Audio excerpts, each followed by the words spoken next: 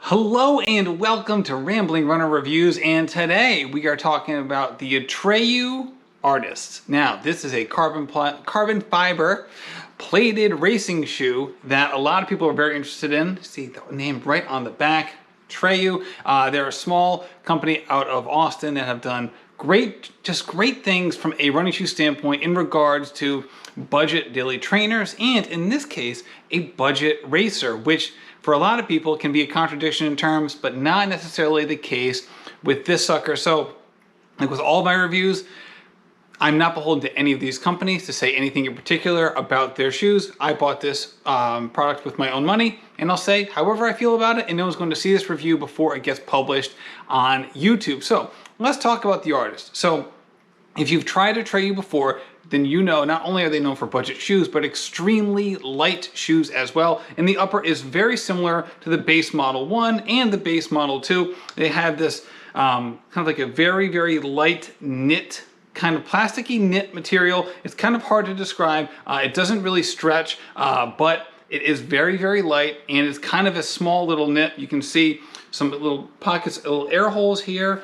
on both the lateral and on the medial side of the upper. One issue that a lot of people had with the Atreyu base model version 1 was the heel. So the heel is, because it's made out of this material, there's no internal heel cup. What they did on the back here is that you can kind of see it, it's a very light plastic overlay to give the heel cup just a little bit of structure. As you'll see, there is nothing from a support standpoint, which for a lot of racers really doesn't matter. There's just not a lot of support in most racers. But it doesn't fold in on itself like you're gonna see in some shoes, and especially with the prior version 1 base model. So you have that little bit of an overlay there. The same thing in the toe, all right, which kind of gives it a little bit of structure where it's not gonna lay flat across your toes. So you see that it starts right here on the lateral side, comes through, all the way onto the medial side. Again, this is just for structure, not really for support, but it is a welcome addition to the upper.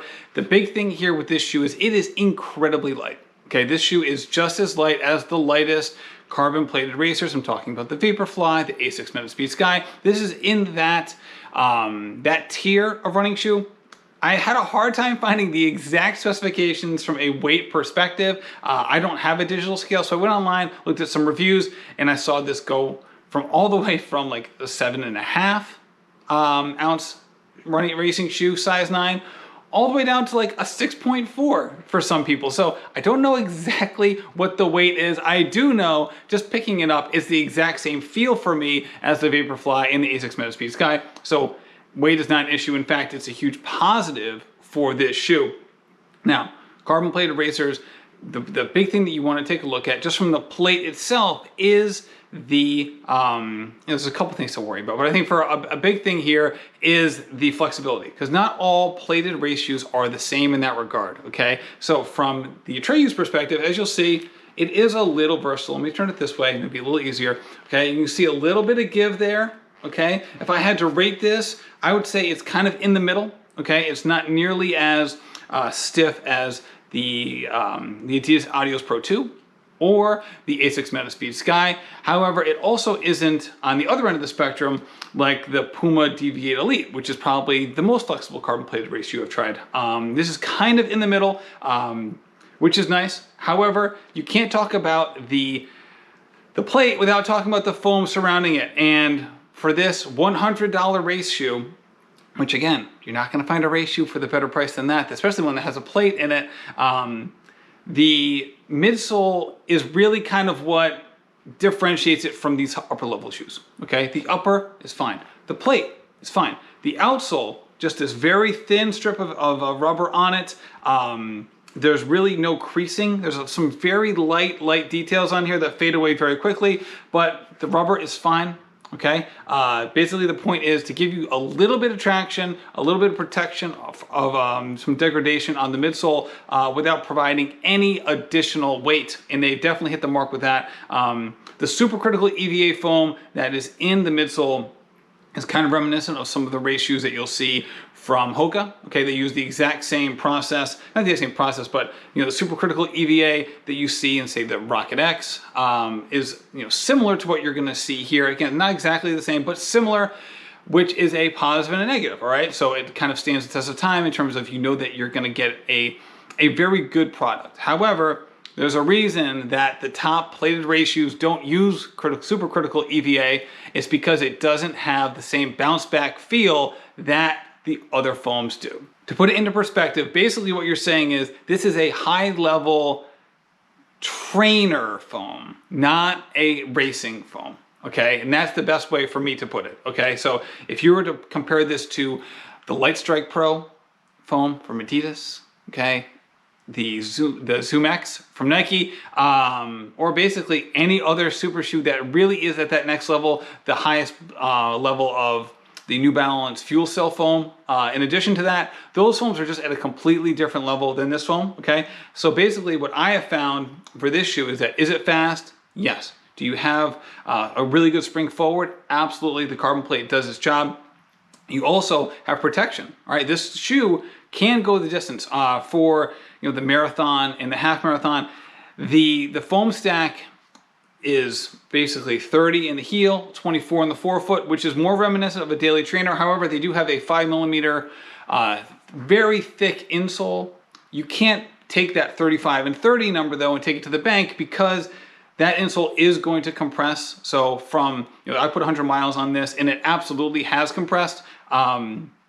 So I would say maybe the stack numbers are closer to 32, 28. Okay, so that's not a huge stack in the heel, but if you're midfoot, forefoot striker and you're in the 28 range, that's pretty good. Okay, that's kind of similar to what you're going to see at a lot of shoes. The stack height on this is similar to the Puma DV8 Elite, but because it's the supercritical EVA, it's also more dense than some of those really, really light foams that you're going to see. So that density does aid in the protection from the ground force. Okay, whereas say you had 25 millimeters of forefoot stack with the New Balance Fuel Cell. Okay, that would not be a whole lot, as evidenced by running in the Rebel V2, which is basically that exact same number. You can really compress that midsole very, very easily. This is not like that, but you also don't get the spring forward that some of those get. So ultimately, you're kind of talking about a different comparison with this shoe than some other carbon plated racers. Okay, last thing I'll say from a 100-mile running perspective, the outsole has done very well. Okay, the rubber is still all there. Great job.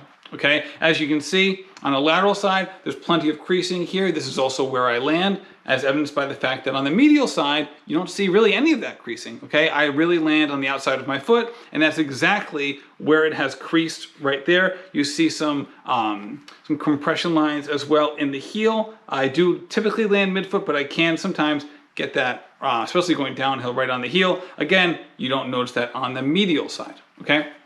So if you're thinking about buying this shoe, obviously the $100 price tag is very, very attractive. Who wouldn't want that? But you're gonna be running on race day. What are you going to compare it to? Okay, I think the biggest, especially from a plated shoe perspective, a shoe that you might want to be comparing it to is the Endorphin Speed, and the Endorphin Speed 2 from Saucony, because that is also on the cheaper side of the scale. Also, if you can get a deal, like say the Endorphin Pro, I know I've seen those for like 95 bucks on some places. I mean, you can get that, fantastic. So I think that's really what you're going to be talking about, right? You're not going to wear this, say, instead of the Vaporfly. You just wouldn't do that unless you just had some really, really control issues in terms of like your overpronation in that shoe and things like that. This shoe is not a stability shoe. It has a kind of a normal width throughout the outsole, as you can see here from a platform perspective. But especially when you talk about this upper, I mean, there's nothing there, right? You can just, great travel shoe. You can fold it all the way down, all right? So you're not gonna be wearing this shoe for support reasons. But you can think about, what am I gonna get this shoe instead of? Okay, again, if you're gonna be spending $200, you're gonna be getting a better shoe than this. However, if you don't wanna spend $200 and you still wanna get a race shoe, the Endorphin Speed line is probably gonna be your best bet instead of this. Okay, I would say ultimately there's just not $100 races out there. Also, for 100 miles, this is still doing fine.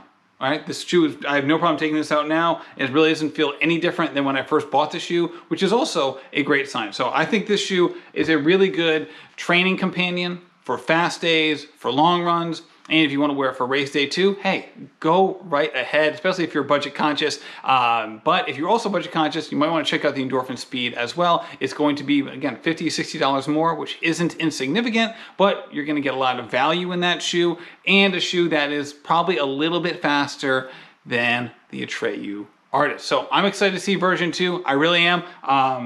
Atreyu keeps doing innovative things. I really like what they're doing as a company, and I like that they put this on the market, because being first to do something is always a fun little thing, and they definitely were the first to do the $100 race day shoe. If I were going to choose a race distance for this one, I would probably do the 10K to 5K. I think this shoe is snappy and fun and fast. I think the longer the distance, the less push you're going to get from that midsole that you kind of want. You really want that bounce for some of those longer distances, and that's just not what you get from this. Okay, you just don't get that bouncy feeling that so many elite foams give you. And the longer the distance, the more that bounciness can really come into play and really help you out. So thank you, Atreyu, for providing such a nice addition to the carbon plated racer lineup. I think it's definitely worth the price if you can get your hands on it. They are hard to get. I'm not gonna lie, they are hard to get just because the production at Atreyu is a little different than everywhere else.